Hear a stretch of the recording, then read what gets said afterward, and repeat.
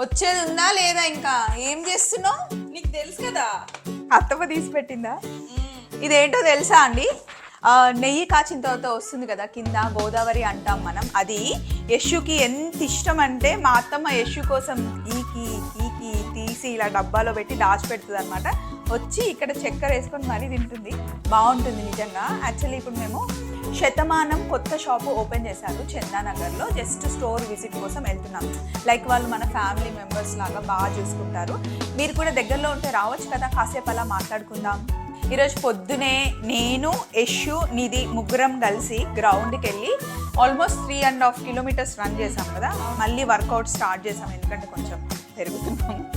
అందులో సమ్మర్ వస్తుంది, మళ్ళీ మామిడి పళ్ళు వస్తాయి, ఇంకా తినాలి కాబట్టి కొంచెం తగ్గిద్దామని. సో సమ్మర్ కాబట్టి మంచి మార్నింగ్ టైమ్స్ వర్కౌట్ చేయండి, తొందరగా సన్నగా అయిపోతారు.